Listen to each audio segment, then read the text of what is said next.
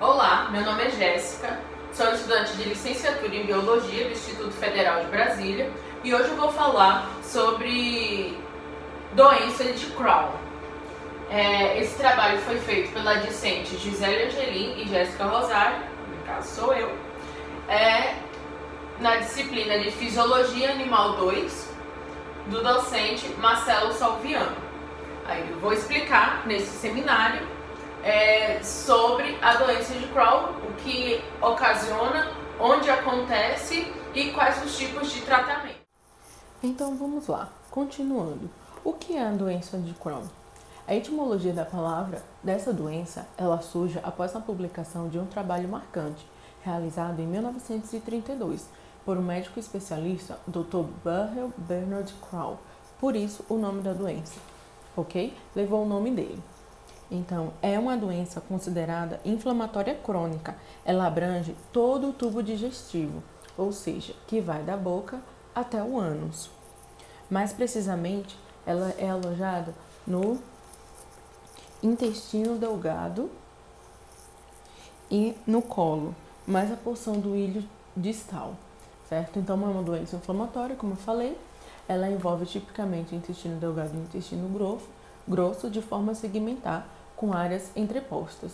Ela é caracterizada por possuir segmentos saudáveis que separam os seguintes segmentos inflamados. Então, o que acontece nessa doença? Você tem aqui o intestino delgado, o intestino grosso, posição do ilho, ilho, colo, e aí você vai ter tecidos saudáveis e nesse mesmo tecido você vai ter áreas inflamadas pela doença, que a gente vai aprender mais à frente. Então, sabe-se, através de um projeto, através de uma pesquisa pela Universidade de Fernando Pessoa, em Portugal, feita pela Sandra Margarida em 2013, que essa doença ela está prevalecendo em países industrializados, como os Estados Unidos e a Europa, e afeta entre 0,5 e 5 pessoas a cada 100 indivíduos, sendo esses jovens entre 15 e 35 anos. Então, as manifestações mais características ocorridas inicialmente são a formação de úlceras, provenientes do processo inflamatório, estreitamento do lúmen, espessamento da parede intestinal e granulomas na mucosa. Então, olha só, aqui é um cólon saudável, aqui é um cólon ulcerativo, né, com inflamações aqui no cólon, com as úlceras, e aqui é um cólon com a doença de Crohn. Ele apresenta esse processo de granulomas. Estenose. A estenose é o estreitamento do lúmen.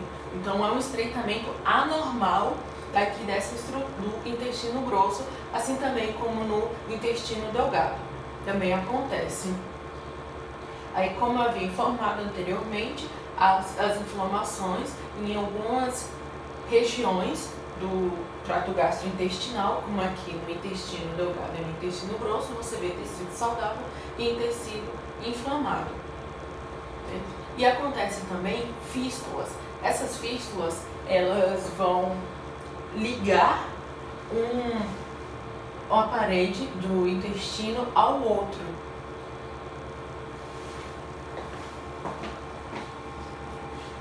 Então, essas aqui são imagens do trato gastrointestinal, onde apresentamos aqui uma porção do intestino delgado, onde tem uma parte dilatada e tem aqui mostrando uma estenose.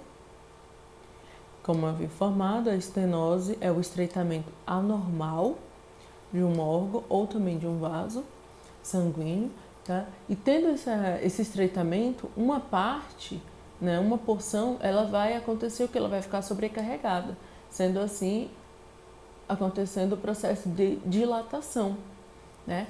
Aqui são comprimidos, é um segmento do intestino delgado, onde possuem comprimidos que não foram reabsorvidos pelo organismo, por estar machucado, inflamado, os micro-organismos não estarem exercendo sua função corretamente, a absorção de alimentos, do medicamento ou o que você ingerir, não vai acontecer. Aqui também são mais duas imagens, a porção do intestino delgado, onde esse intestino ele deveria estar assim, saudável, liso, né? Ele vai estar assim, com essa estenose, com esse estreitamento, né? Com inflamações, deixando a porção do intestino com grânulos inflamada. Então, essa doença, clinicamente, é marcada por sintomas e sinais como dores abdominais, diarreia com sério risco de evolução hemorrágica, astenia, emagrecimento, febre, anemia e déficit nutricional. Então, a astenia, ela é a diminuição da força muscular. Então, se o organismo ele não vai ter força muscular para levar o alimento, fazer o processo de digestão, o que vai acontecer? A pessoa que contém essa doença vai apresentar diversos problemas, diversas outras doenças, por conta de não estar acontecendo a absorção dos nutrientes no corpo dela.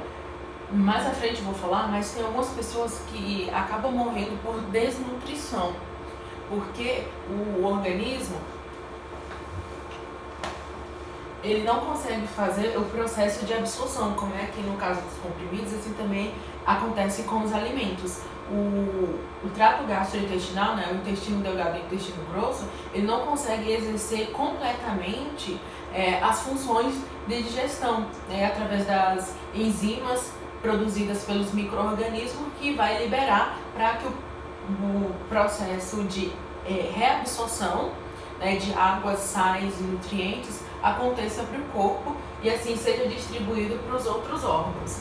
Então, ela começa a apresentar endemas, né, na epiderme, que deixa você mais suscetível a infecções, né, do meio ambiente. A circulação também sanguínea acaba não acontecendo de forma correta, você vai desenvolver vários problemas circulatórios por conta desse déficit de nutrição, né, para os outros órgãos que o intestino não consegue fazer. O diagnóstico baseia-se inicialmente na avaliação da história clínica do paciente.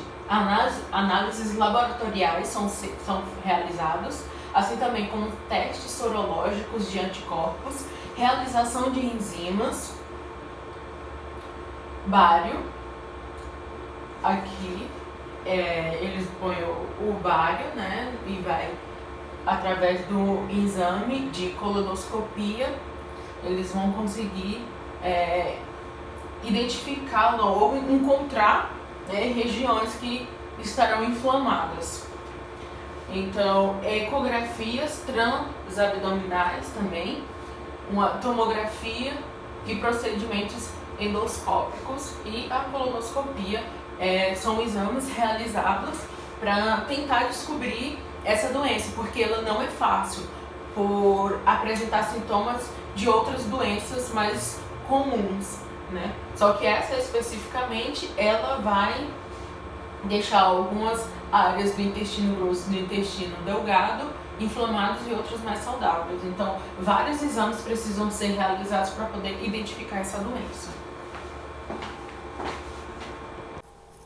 Uma outra informação importante é que as citoquinas, elas são estruturas proteicas de baixo peso molecular produzidas por diferentes tipos celulares do sistema imunológico. Essa produção, né, ela é estimulada quando as células são ativadas por diferentes estímulos. Então, apesar de várias células produzirem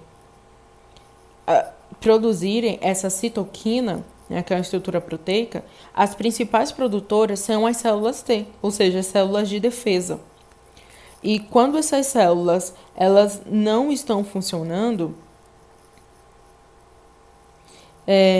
a atividade não é realizada corretamente, né? E o nível e acaba que a resposta inata não acontece. E o que seria essa resposta inata? A resposta inata é a defesa de primeira linha contra as agressões.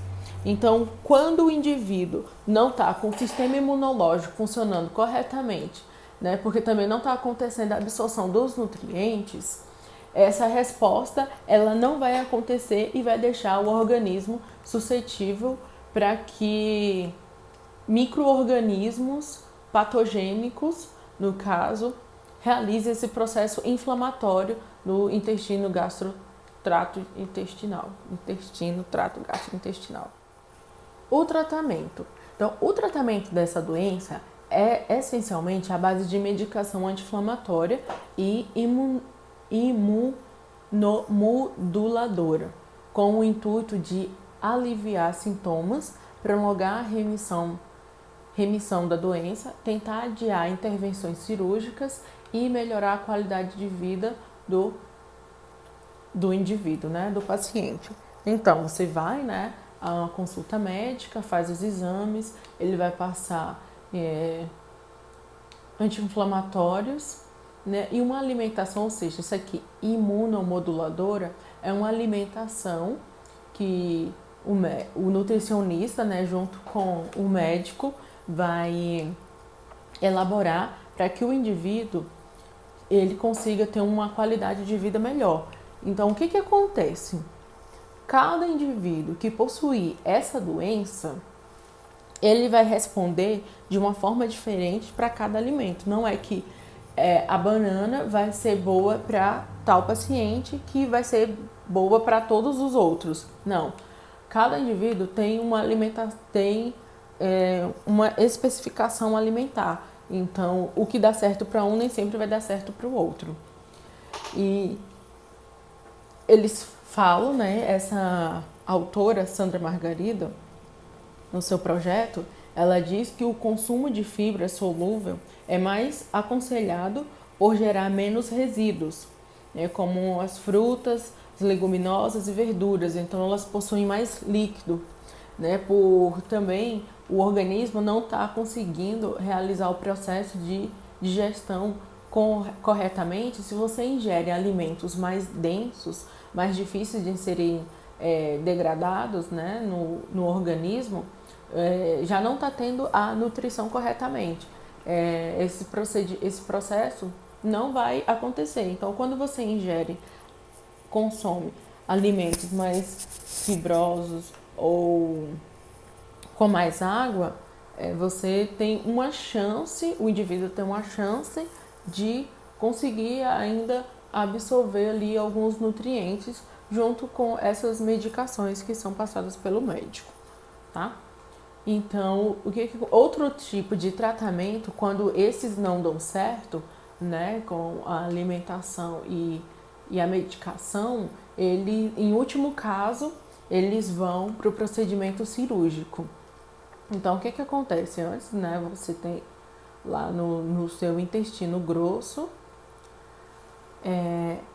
quando afetado, né, pela doença, eles vão fazer uma colostomia, ou seja, eles vão tirar uma porção do seu intestino e inserir uma bolsa para colostomia. O que não quer dizer que isso será resolvido, tá? Mas vai dar uma qualidade de vida um pouco melhor, porque o que acontece? Eles tiram, né, uma porção, mas outras ainda continuam inflamadas. Então, essa cirurgia é em último caso mesmo, porque não garante que o indivíduo vai conseguir sobreviver bem.